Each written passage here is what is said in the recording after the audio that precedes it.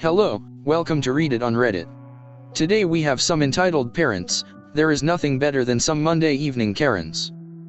I recently had an emergency appendectomy, and recovery has been slow. I had to take time off from my own athletics, but worse, from coaching in the kids' sports program I'm involved with. The experience made me step back and realize I really built my whole identity around being active and healthy, so the hit my physical abilities took as a result of being sick and the healing process has made me feel lost. I've been working to regain the joy I used to experience from exercise, without going, "Oh, you used to be so much faster with that," or "Your technique used to be so much stronger," or "You don't fit in anymore," or whatever else, and just enjoy myself regardless of the level I'm at. But ironically, the anxiety about not being able to do what I used to has made regaining those abilities difficult. It made me self-conscious about exercising in public spaces, but I was starting to finally get over it as friends convinced me the source of the concerns were all in my head. There's no way to get back to it other than training, so despite the anxiety I started running again, as soon as the doctors approved it. I went to the local track and just did a few slow laps each morning, building up speed every few days, and I've only just been authorized to add some sprints and body weight strength training to the mix. Occasionally there were other people at the track, but I didn't really notice because I run with headphones on and try to zone out in these lighter sessions. But little did I know my friends were wrong.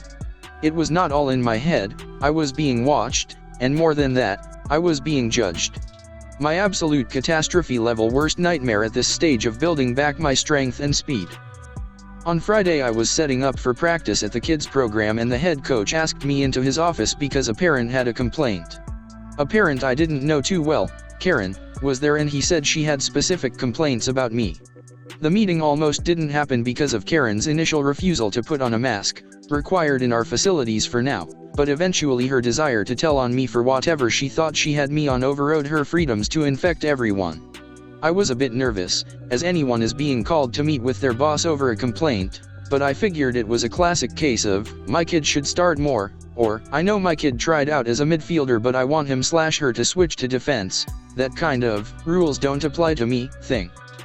But instead, I sit down in the office, and Karen is playing my boss a video of me running on the track that she filmed from afar. It's surrounded by stadium-style risers. I was horrified, both because no one is ever totally used to seeing themselves on video, and because I was just embarrassed about how slow I was.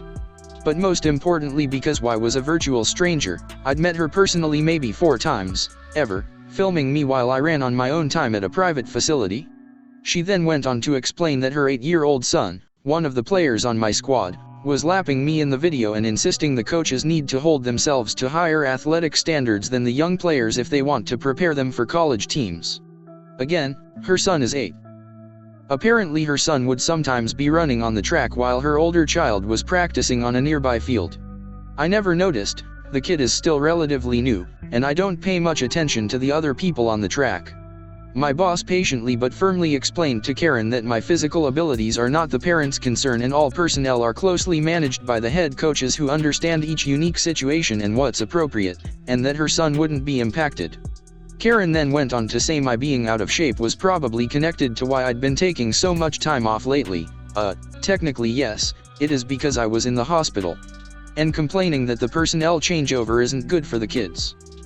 My boss again reiterated that the head coaches hadn't changed or taken any time off and that I was still one of the most skilled in the area I instruct, so this was not her concern. She asked if there was someone else she could speak to, but he explained that he was the owner and founder of this program, so no, there was not. I knew my boss was intentionally avoiding saying what had happened to me or even alluding to a health issue, to protect my privacy, but I figured maybe being transparent with her would show her how ridiculous she was being, and keep her tuition dollars in our program during a difficult time for sports clubs.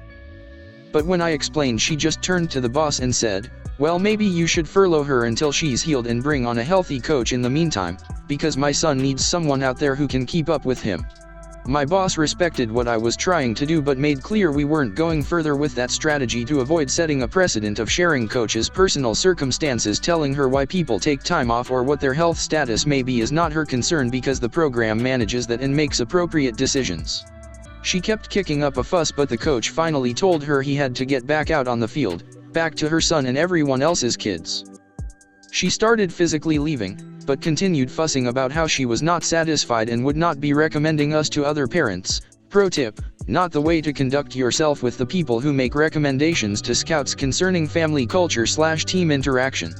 The coach wasn't preparing to leave. Instead, he stopped her in her tracks to tell her if she was found to be surveilling or otherwise harassing any staff members again, she would be permabanned from the program. No games or practices, no team social events, no presence in our buildings, and no clemency. So, that was pretty satisfying. Her son is a good, average kid, and I'm glad the consequences were focused on booting her out rather than limiting his opportunities to have fun playing. So then we went out and had a great, happy, safe practice. This was still a pretty upsetting event for me personally though, and I'll never unsee that discouraging video of me running, but it was ultimately reassuring to know the other staff have my back. Leaving Karen in the dust is just another step on my road to recovery. Next story is entitled "Mother Accuses Me for Being a Terrorist." Also throw a like if you're not a terrorist. So, this happened just today, and I still laugh about it. To give you some context, I deliver leaflets as a part-time job, since I am 16. The place where I deliver them is a few tram stations away, so I always take the tram, since it's faster than walking. I usually have a carriage for the leaflets, but because of the snow I have a large backpack. I grab my stuff and head out. So far everything goes as usual. I get on the tram and sit in the front. That was a mistake. Just a few seats next to me is the Karen of the story with a small girl, who looked probably 6 or 7. When I sat down, Karen looked at me and then at my backpack. Then came the well-known loud "excuse me," to which I looked at her and said yes. Then comes the following conversation. "Karen, why do you have that large backpack, young man?" Me: "I have leaflets in it. It's my part-time job." Karen: "That's BS, the backpack's too large for leaflets." Me: "I have a lot of them, it's not BS." Karen: "You probably have a bomb in there. Why would you otherwise sit in the front with a backpack like this?" Now I have no idea what was she high on, but it was definitely something strong. By this time I was at the station, so I picked up the backpack, but Karen started talking again. "Care, why are you leaving?" Me: "I was heading here in the first place." And then she had enough, grabbed her daughter and got off with me. She then proceeded to block my path and screamed at me. "Karen, that's enough, I know you have a bomb in there, you terrorist." And then I had enough. I opened the backpack, showed her the leaflets, closed it, put it on my back and threatened her with calling the police if she didn't stop harassing me. I pushed her away and went my way, and she stayed at the station, waiting for another tram because she got off the first one. LOL. Next story is entitled "Mother Falsely Accused Me of Stealing a Pokemon Card from Her Daughter." This happened years ago, but I randomly remembered it today and realized that this story belongs here. When I was a kid I was super into the Pokemon TCG. I went to this comic book store on Friday nights to play it with other people. When I was 13, I pulled a Charizard YX card out of a pack and I really wanted to make a deck with it. A card I needed though was Charizard X, since you would need to play that card first before the other one. There was a 10-year-old girl there willing to trade me hers. She wanted my black Kyurem X card. That wasn't exactly a fair trade on her end, so I let her pick out another card. She picked out a Dragonite card. The owner of the store was very familiar with the values of cards, so we took the trade to him so he could verify that it was a fair. He said everything looked good, so we made the trade. Fast forward a week, I have a new deck that I'm excited to try out. Almost immediately when I get in the store, a woman comes up to me and demands that I give her the card back. I was so confused at first since I had no idea who she was. She was like, "You scammed my daughter and stole her card. Give it back." I was still confused until I saw the girl I traded the week before. The girl kept saying, "Give me back my Charizard," over and over. The woman then said to me, "Shame on you for scamming a little girl. Give the card back now." I was always a well-behaved kid. I believed that adults were always right and didn't question their authority. This was an exception. 13-year-old me was not about to tear my brand new deck apart just to return the card I fairly traded for. I told the lady that I gave her daughter 2 cards equal the value to the 1 card she gave me. The woman asked her daughter, "Did she give you 2 cards?" The girl replied, "Yes, but I lost the second card." The woman turned to me and continued to demand that I give the card back. I finally said, "Miss, I made a fair trade with your daughter, so I'm not going to give it back. If your kid lost one of the cards, that's not my fault." This made the lady super pissed, so she started yelling at me about how much of a piece of shit I was. This freaked me out because getting yelled at by an adult when you're a kid isn't fun. My dad stepped in since he noticed the woman screaming at me.